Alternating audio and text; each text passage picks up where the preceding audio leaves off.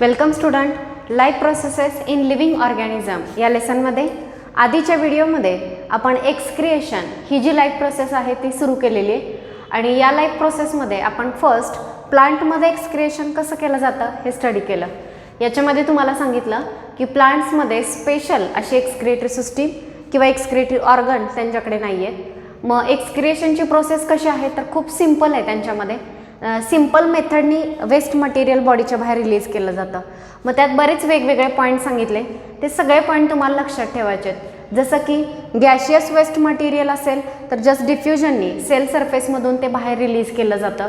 त्यानंतर next most of the time waste material जे आहे ते व्हॅक्युअलमध्ये स्टोअर केलं जातं, सेलच्या व्हॅक्युअलमध्ये. आणि पर्टिक्युलरली लीफ, स्टेम, बार्क किंवा फ्रूट यांच्या व्हॅक्युअलमध्ये स्टोअर होतं. जेव्हा हे पार्ट झाडावरून खाली गळून पडतात तेव्हा ते वेस्ट मटेरियलसुद्धा निघून जातं. त्यानंतर नेक्स्ट तुम्हाला सांगितलं की प्लांटचे जे रूट्स आहेत ते रूटसुद्धा वेस्ट मटेरियल आजूबाजूच्या सॉईलमध्ये रिलीज करतात. त्यानंतर काही प्लांटमध्ये वेस्ट मटेरियल त्यांच्या ओल्ड झायलेममध्ये स्टोअर केलं जातं. ओल्ड झायलेम त्याच्यामधून रिलीज केलं जातं. मग त्याच्यामध्ये गम आणि रेझिन या फॉर्ममध्ये रिलीज केलं जातं ते ओल्ड झायलेममधून. त्यानंतर काही प्लांटचं वेस्ट मटेरियल कॅल्शियम ऑक्झालेटच्या फॉर्ममध्ये असतं, ज्यांना रॅफाइड्स म्हटलं जातं. हेही आपण पाहिलं आणि या पॉईंटवरती फिल इन द ब्लँकसाठी क्वेश्चन असतो हेही मी तुम्हाला सांगितलं. सो हे आपण प्लांट्समधलं अतिशय सिंपल एक्सक्रिएशन स्टडी केलं. आज आपण excretion in human being study करणार आहोत. ह्युमन बीइंगमधलं जे एक्सक्रिएशन आहे हे कॅरी आऊट करण्यासाठी ह्युमन बीइंगकडे स्पेशल एक्सक्रिएटरी सिस्टीम आहे. मग ती सिस्टीम आणि त्याच्यामधून एक्सक्रिएशनचं काम कसं केलं जातं हे डिटेल्स आपण आज पाहणार आहोत. सो बघा, in human being digestive system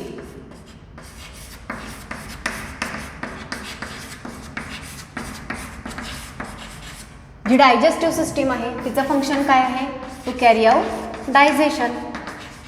digestive सिस्टीमचं फंक्शन असतं डायजेशन करणं. आपण जे काही फूड मटेरियल खातोय हे डायजेस्ट करणं, सिंपल सोल्युबल फॉर्ममध्ये कन्वर्ट करणं, हे काम आपली डायजेस्टिव्ह सिस्टीम करते. नेक्स्ट आहे रेस्पायरेटरी सिस्टीम.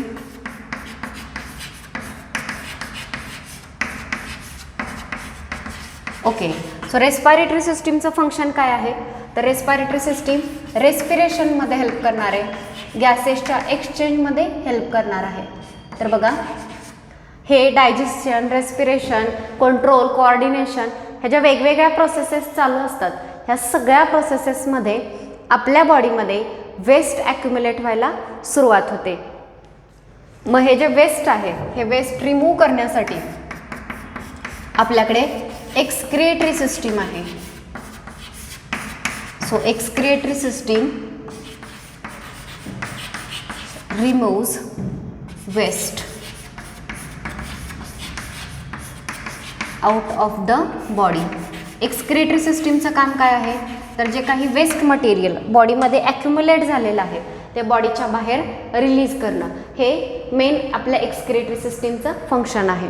सो मुलांनो, या आधीच्या व्हिडिओमध्ये मी तुम्हाला सांगितलेलं की हे वेस्ट मटेरियल जे आपण एक्सक्रीट करणार आहोत किडनी थ्रू, तर ते वेस्ट मटेरियल आलं कुठून तर आपण डायजेस्ट केलेले जे प्रोटीन्स आहेत किंवा आपण डाएटमध्ये जे प्रोटीन्स घेतो तर ते प्रोटीन्स ब्रेक केले जातात, डायजेस्ट केले जातात आणि त्यांचं कन्व्हर्जन अमिनो ॲसिडमध्ये होतं.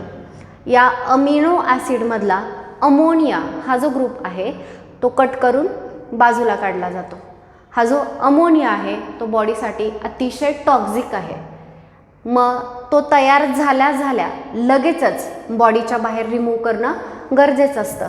पण आपल्याकडे अशी सिस्टीम नाही आहे की आपण तयार झाल्या लगेचच अमोनिया बॉडीच्या बाहेर रिलीज करू. आपण तो थोडा वेळ बॉडीमध्ये स्टोअर करणार आहोत. ओके, मग ॲज इट इज अमोनियाच्या फॉर्ममध्ये जर तो स्टोअर झाला तर तो टॉक्झिक ठरू शकतो, बॉडीला खूप हार्मफुल ठरू शकतो. मग त्याचं कन्व्हर्जन थोडंसं कमी हार्मफुल सबस्टन्समध्ये करण्याचं काम कोण करतोय? लिव्हर करतो. ओके, सो बऱ्याचदा हा पॉईंट स्टडी केल्यानंतर मुलांना असं वाटतं युरिन तयार कुठे झालं?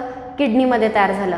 बरोबर आहे, युरिन किडनीमध्ये तयार झालं आहे, मात्र युरिया जो आहे तो कुठे तयार झालेला आहे? लिव्हरमध्ये. सो जे मी स्टेटमेंट आत्ता बोर्डवरती लिहिणार आहे हे व्यवस्थित लक्षात घ्या. हे जर स्टेटमेंट क्लिअर नाही झालं तर या पॉईंटमध्ये बरंच कन्फ्युजन राहू शकतं. तर बघा, आपला जो लिव्हर आहे हा लिव्हर अमिनो ॲसिडमधला जो काही अमोनिया आहे या अमोनियाचं कन्व्हर्जन युरियामध्ये करण्याचं काम कोण करणार आहे? लिव्हर करणार आहे. सो नीट लक्षात ठेवा, लिव्हरमध्ये अमोनियाचं कन्व्हर्जन युरिया या कमी टॉक्झिक सबस्टन्समध्ये केलं जाणार आहे. आणि जेव्हा हा युरिया वॉटरमध्ये मिक्स होतो तेव्हा त्याला आपण म्हणतो युरिन. सो युरिन म्हणजे काय? Urea along with water and other substances.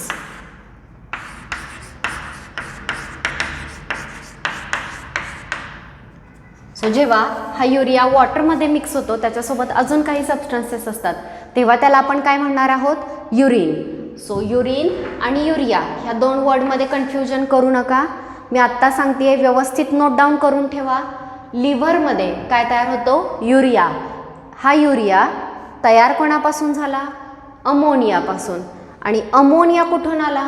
Amino ॲसिडमधला तो अमोनिया हा ग्रुप आहे. मग अमिनो ॲसिड कुठून आलं? प्रोटीन्समधून आलं. आपण डाएटमध्ये प्रोटीन्स खातोय, हे प्रोटीन्स अमिनो ॲसिडपासून बनलेत. अमिनो ॲसिडमधला अमोनिया बाजूला काढला जातो. हा खूप टॉक्झिक आहे, त्यामुळे लिव्हर त्याचं कन्व्हर्जन युरिया नावाच्या कमी टॉक्झिक सबस्टन्समध्ये करतो. मग आता युरिन काय आहे? तर जेव्हा हा युरिया वॉटर आणि त्याच्यासोबत अजून काही सबस्टन्सेस मिनरल किंवा अजून बाकीचं वेस्ट त्याच्यामध्ये असतं तेव्हा त्या सगळ्याला एकत्रितपणे आपण काय म्हणणार आहोत? युरिन असं म्हणणार आहोत. सो हे नीट लक्षात घ्या, युरिन तयार करण्याचं काम किडनी करते, फिल्टर करण्याचं काम. आणि युरिया कुठे तयार झालेला आहे? लिव्हरमध्ये. ओके, सो सध्या एवढं लक्षात घ्या. पुढचे कंटेंट किंवा पुढं युरिन फॉर्मेशनमध्ये हे अजून क्लिअर होईल. Okay, next excretory system of human being. आता आपली जी एक्सक्रिएटरी सिस्टीम आहे या एक्सक्रिएटरी सिस्टीममध्ये कोणकोणते ते पार्ट येतात बघा. एक्सक्रिएटरी सिस्टीम कन्सिस्ट ऑफ, आपल्या एक्सक्रिएटरी सिस्टीममध्ये कोणकोणते पार्ट येतात? First, pair of kidneys. किडनीची जोडी आहे किंवा दोन किडनी ज्या आहेत त्या आपल्याकडे असतात. So there is pair of kidneys. किडनींची जोडी त्या ठिकाणी असते. त्यानंतर सेकंड जो पार्ट आहे तो आहे किडनींपासून पुढे ट्यूब लाईक पार्ट सुरू होतो आणि त्या पार्टला म्हटलं जातं ureter. So pair of ureter. Next आहे युरिनरी ब्लॅडर.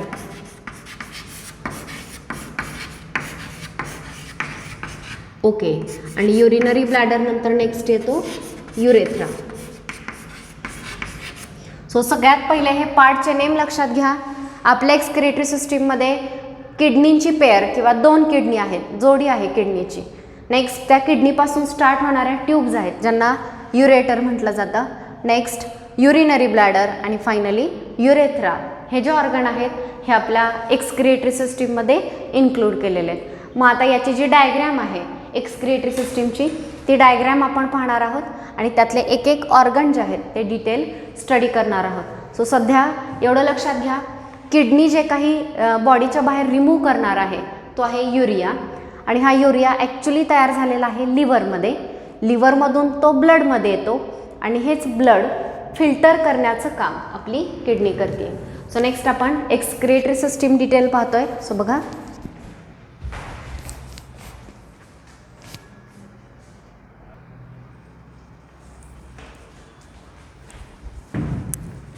सो आपल्या एक्सक्रिएटरी सिस्टीममध्ये pair of kidney, pair of ureter, urinary bladder आणि युरेथ्रा हे पार्ट येतात. पेअर ऑफ किडनी म्हणजे दोन किडनीज. तुम्ही डायग्रॅम बघू शकता, याच्यामध्ये ह्या दोन किडनी तुम्हाला पाहायला मिळतील. नेक्स्ट आहे पेअर ऑफ युरेटर. ही जी व्हाईट कलरची ट्यूब स्टार्ट झालेली आहे यांना युरेटर असं म्हटलं जातं. So pair of ureter. त्यानंतर ही जी एक बॅग लाईक स्ट्रक्चर तुम्हाला दिसते या बॅगला युरिनरी ब्लॅडर असं म्हटलं जातं आणि या बॅगमध्ये युरिन स्टोअर करण्याचं काम केलं जातं. आणि हा सगळ्यात खालचा जो पार्ट आहे याला युरेथ्रा असं म्हटलं जातं. हा युरेथ्रा बाहेरच्या बाजूला ओपन होतो, ज्याच्यामधून युरिन बॉडीच्या बाहेर रिलीज केलं जातं. सो आपल्या एक्सक्रेटरी सिस्टीममध्ये किती पार्ट आले? Pair of kidney, pair of ureter, single urinary bladder and single urethra.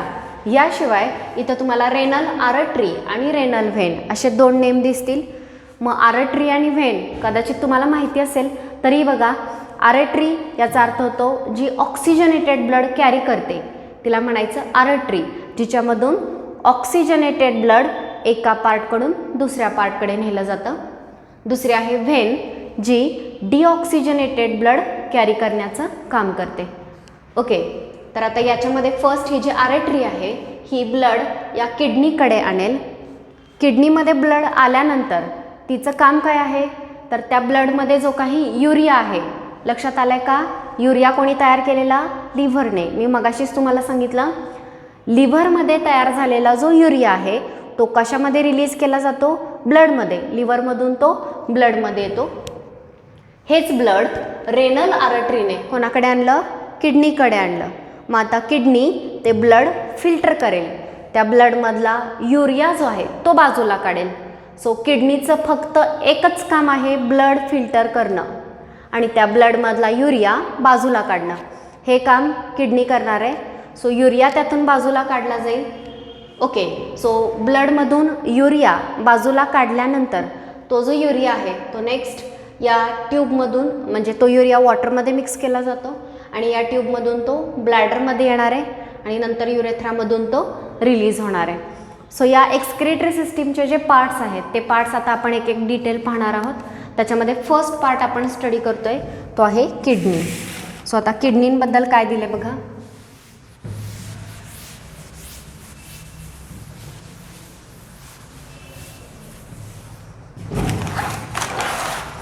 So first is kidney.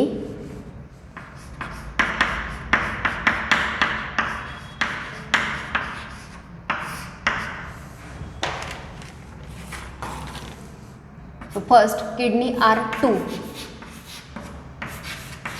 bean shaped structure. So आपल्या बॉडीमध्ये किडनी किती आहेत? 2 आहेत आणि त्यांचं जे स्ट्रक्चर आहे ते बीन शेप आहे किंवा ते बीन म्हणजे घेवड्याच्या बीच्या आकाराच्या. आकार शेप तसा आहे, तेवढ्या छोट्या नाही, त्यापेक्षा मोठ्या असतात. तर त्यांचा शेप जो आहे तो बीनसारखा, घेवड्याच्या बियांसारखा त्यांचा आकार असतो. आणि किडनी किती आहेत? 2 आहेत. आपल्या बॉडीमध्ये बऱ्यापैकी ऑर्गन सिंगल आहेत, एकच आहेत. लिव्हर एक आहे, ब्रेन एक आहे, हार्ट एक आहे. मात्र किडनी ज्या आहेत ह्या 2 आहेत आणि 2 किडनी असल्यामुळे तुम्हाला माहिती आहे ज्याची एक किडनी फेल झालेली असते तो दुसऱ्या किडनीवरती व्यवस्थित त्याचं बॉडी जे आहे ते फंक्शनिंग करू शकतं, एक्सक्रिएशन होऊ शकतं. ओके, सो किडनी 2 आहेत आणि बीन शेप्ड आहेत, हे नीट लक्षात घ्या. Next location. लोकेशन म्हणजे ते आपल्या बॉडीमध्ये कुठे आहेत? सो बघा, they are located on either side of vertebral column.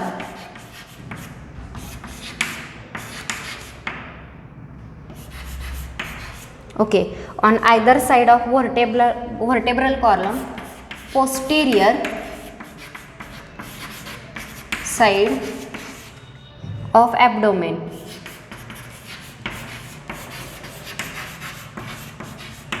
Okay, so kidney कुठे लोकेट झालेल्या आहेत? On either side of vertebral column. Vertebral column म्हणजे पाठीचा कणा, पाठीच्या बाजूला मिडल पोझिशनला असणारा पाठीचा जो कणा आहे. समजा हा पाठीचा कणा असेल तर त्याच्या एका बाजूला एक आणि दुसऱ्या बाजूला एक, या पद्धतीनं या किडनी लोकेट झालेल्या आहेत. आणि अजून एक posterior side of abdomen. Posterior म्हणजे खालची. आपली बॉडी जी आहे बायोलॉजिकली तिचे 4 पार्ट केले जातात: अँटेरियर, पोस्टेरियर, डॉर्सल आणि व्हेंट्रल. मुलांनो, अँटेरियरचा अर्थ होतो डोक्याकडची बाजू, पोस्टेरियरचा अर्थ होतो त्याच्या अपोजिट पायाकडची, डॉर्सल म्हणजे पाठीकडची आणि व्हेंट्रल म्हणजे पुढची. आता इथं काय सांगितलं आहे? Posterior side of abdomen. Abdomen छातीच्या खालचा जो पार्ट आहे त्याला ॲबडोमेन म्हटलं जातं आणि या ॲबडोमेनमध्येही खालच्या बाजूला पोस्टेरियर साईडला ह्या किडनी आहेत. व्हर्टेब्रल कॉलमच्या एका बाजूला एक आणि दुसऱ्या बाजूला एक, ॲबडोमेनच्या खालच्या बाजूला. या वेनी या किडनी ज्या आहेत त्या आपल्या ॲबडोमेनमध्ये लोकेट झालेल्या आहेत. त्यानंतर नेक्स्ट बघा, या ज्या किडनी आहेत या किडनींचं structural and functional unit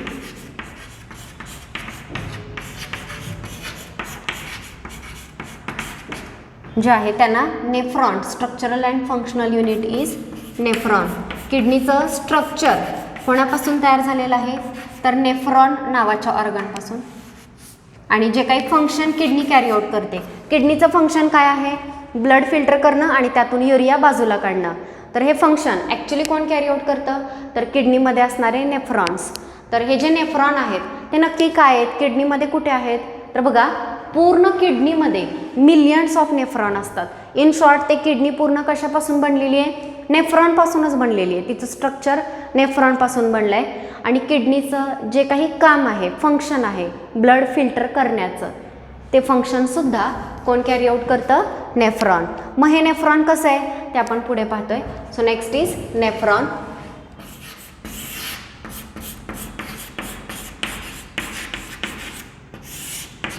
okay, so नेफ्रॉनमध्ये काय दिलेले बघा, नेफ्रॉनमध्ये वेगवेगळे पार्ट्स असतात, जसं की बोमन्स कॅप्सूल, नेक्स्ट ग्लोमेरुलस, त्यानंतर नेक्स्ट जे दिलेलं आहे ट्युब्युलर पार्ट. तर हे मेन पार्ट येतात. मग आता नेफ्रॉनचं स्ट्रक्चर मी इथं ड्रॉ करते. मुलांना फक्त नेफ्रॉनवरती शॉर्ट नोट किंवा नेफ्रॉनवरती 2 मार्कसाठी क्वेश्चन विचारला जातो. ॲक्च्युली किडनीमधला सगळ्यात इम्पॉर्टंट पार्ट हा नेफ्रॉन आहे, त्यामुळे हा पॉईंट नीट समजून घ्या.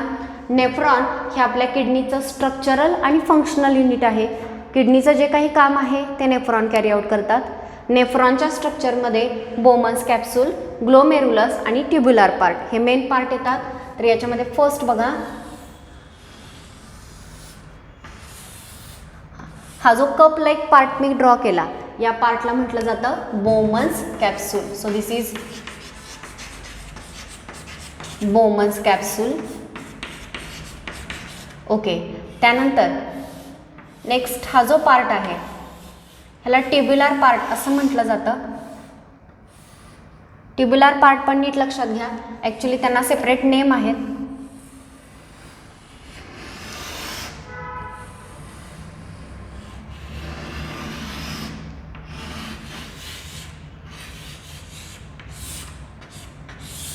ओके, सो हा जो वरचा पार्ट आहे याला आपण बोमन्स कॅप्सूल म्हटलो. या बोमन्स कॅप्सूलच्या आतमध्ये ब्लड कॅपिलरीचं नेटवर्क असतं. म्हणजे ही येणारी ब्लड कॅपिलरी, ही जाणारी, ॲफरंट आणि इफरंट अशी नाव असतात. ॲफरंट म्हणजे ब्लड इथं आणणारी आणि इफरंट म्हणजे इथून ब्लड पुन्हा रिटर्न बाहेर नेणारी. आणि ह्याच कॅपिलरीज डिवाइड होतात आणि त्यांचं नेटवर्क तयार होतं. हे जे नेटवर्क तयार झालं आहे ब्लड कॅपिलरीचं, या नेटवर्कलाच ग्लोमेरुलस असं म्हटलं जातं. So glomerulus. आणि हा खालचा जो ट्यूबचा पार्ट आहे याला म्हटलं जातं ट्युब्युलर पार्ट. मग त्याची नाव आहेत.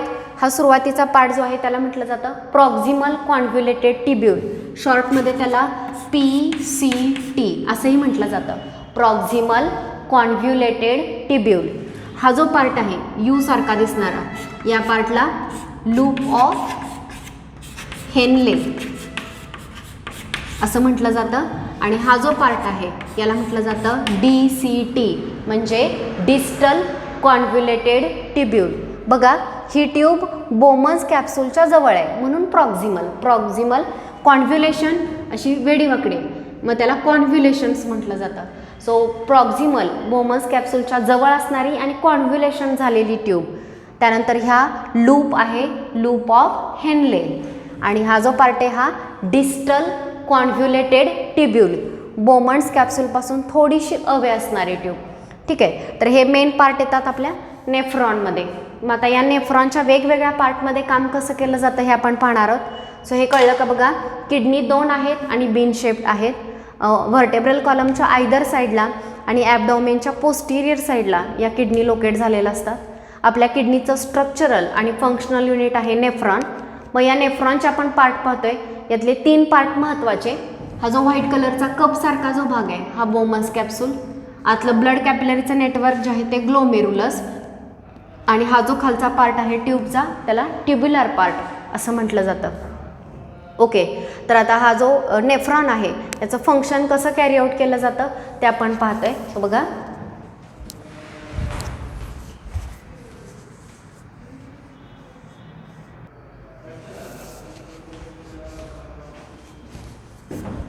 सो नेफ्रॉनच्या स्ट्रक्चरमधले मी पॉईंट तुम्हाला सांगितले. बोमन्स कॅप्सूल, ग्लोमेरुलस आणि ट्युब्युलर पार्ट. आता याच्यामध्ये ब्लड कसं फिल्टर होतं हे आपण पाहणार आहोत. सो सगळ्यात पहिला बोमन्स कॅप्सूल जो आहे हा कपसारखा आणि थिन वॉल पार्ट आहे. थिन वॉल याचा अर्थ होतो त्याची ही जी वॉल आहे ही वॉल अतिशय थिन असते. त्याच्यामधून स्मॉल मॉलिक्यूल जे आहेत ते पास होऊ शकतात. ते परमिएबल असते, सेमी परमिएबल, म्हणजे गोष्टींना इथून इकडे एंट्री अलाव करते. ओके, सो बोमन्स कॅप्सूल हा cup like thin wall part आहे. सेकंड बघा ग्लोमेरुलस. तर ग्लोमेरुलस म्हणजे काय? Network of blood capillaries. हे जे ब्लड कॅपिलरीजचं नेटवर्क आहे या नेटवर्कला काय म्हणतोय आपण? ग्लोमेरुलस. ओके, येताना ब्लड कशामध्ये आलं? ह्या ब्लड कॅपिलरीजमध्ये. कॅपिलरीज ते ब्लड फिल्टर करतात. फिल्टर करतात म्हणजे युरिया आणि बाकीचे जे स्मॉल मॉलिक्यूल आहेत ते फिल्टर आउट होऊन ही जी स्पेस आहे बोमन्स कॅप्सूलची ही जी कॅव्हिटी आहे ह्या कॅव्हिटीमध्ये ते सबस्टन्सेस ॲक्युम्युलेट होतात. सो मुलांनो, ब्लड ॲक्च्युली फिल्टर कुठे झालं? या ग्लोमेरुलस नावाच्या ब्लड कॅपिलरीच्या नेटवर्कमधून ब्लड जे आहे ते फिल्टर झालं आणि त्यातून युरिया आणि बाकीचे जे स्मॉल मॉलिक्यूल आहेत ते या बोमन्स कॅप्सूलच्या कॅव्हिटीमध्ये ॲक्युम्युलेट झाले. सो फर्स्ट पॉईंट कळला, ग्लोमेरुलस म्हणजे काय आहे? Network of blood capillaries. ह्या कॅपिलरीज काय करणार आहेत? ब्लड फिल्टर करण्याचं काम करणार आहेत. फिल्टर करणं म्हणजे काय? जसं आपण चहा गाळतो, मोठे मॉलिक्युल्स वरती राहतात, स्मॉल खाली जातात. त्या पद्धतीनं याच्यामध्ये स्मॉल मॉलिक्यूल जे असतील ते कॅपिलरीच्या बाहेर जातील. युरियासुद्धा जो वेस्ट मटेरियल आहे, युरिया तयार कोणी केला मुलांनो? लिव्हरने. लिव्हरने तयार करून रिलीज कुठे केला? ब्लडमध्ये. हे ब्लड फिल्टर कोणी केलं? ग्लोमेरुलसने, किडनीमध्ये असणाऱ्या. आणि ह्या ग्लोमेरुलसमधून युरिया बाहेर आला आणि या बोमन्स कॅप्सूलच्या कॅव्हिटीमध्ये ॲक्युम्युलेट झाला. ओके, मग आता नेक्स्ट बघा, हे जे सगळं फिल्टर आउट झालेले जे सबस्टन्सेस आहेत ह्या ट्युब्युलर पार्टमधून पुढे पास होतात. पुढे या ट्युब्युलर पार्टमधून जातात. जेव्हा ह्या ट्युब्युलर पार्टमधून ते जातात तेव्हा त्यातले युजफुल सबस्टन्सेस जे काही युजफुल आहेत, मग काही सॉल्ट गेलेलं असतात ते युजफुल असतात, त्यात बरंच वॉटर गेलेलं असतं, वॉटरसुद्धा युजफुल आहे. सो जे काही युजफुल सबस्टन्सेस आहेत ते इतर रिॲब्झॉर्ब केले जातात. या वॉलच्या लायनिंगला पुन्हा ॲब्झॉर्ब करून घेतले जातात आणि बाजूला असणाऱ्या ब्लडमध्ये रिलीज केले जातात. सो यावेळी ब्लड फिल्टर केलं ग्लोमेरुलसनी. फिल्टर्ड झालेलं जे काही आहे ते या कॅव्हिटीमध्ये ॲक्युम्युलेट झालं.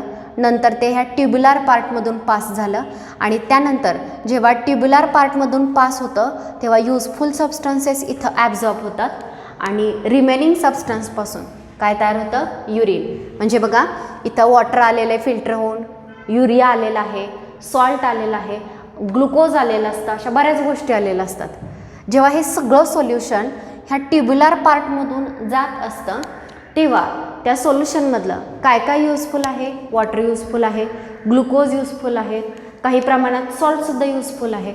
जे जे युजफुल आहे बॉडीला रिटर्न पाहिजे ते सगळं रिॲब्झॉर्ब केलं जातं आणि रिॲब्झॉर्ब केल्यानंतर थोडंफार वॉटर, त्यात युरिन आणि थोड्याफार प्रमाणात सॉल्ट शिल्लक राहतात आणि ते युरिया, वॉटर आणि सॉल्ट त्या कॉम्बिनेशनलाच आपण काय म्हणतोय? युरिन. सो लिव्हरमध्ये तयार झाला युरिया.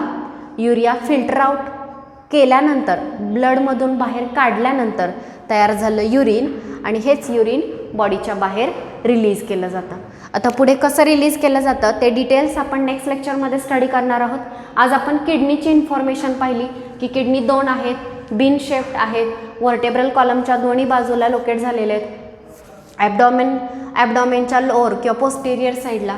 त्यानंतर ह्या किडनीमध्ये मेन कुठलं स्ट्रक्चर आहे? नेफ्रॉन.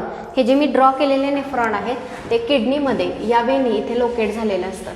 असे मिलियन्स ऑफ नेफ्रॉन आपल्या किडनीमध्ये असतात. ओके, आणि ह्या नेफ्रॉनचे पार्ट कोणते? बोमन्स कॅप्सूल, ग्लोमेरुलस आणि ट्युब्युलर पार्ट. यातला ग्लोमेरुलस ब्लड फिल्टर करण्याचं काम करतो आणि ट्युब्युलर पार्ट युजफुल सबस्टन्सेस रिॲब्झॉर्ब करण्याचं काम करतो. युजफुल सबस्टन्सेस रिॲब्झॉर्ब केल्यानंतर शिल्लक राहिलेलं जे काही लिक्विड आहे त्याला आपण युरिन म्हणतो, जे बॉडीच्या बाहेर रिलीज केलं जातं. So this is about nephron.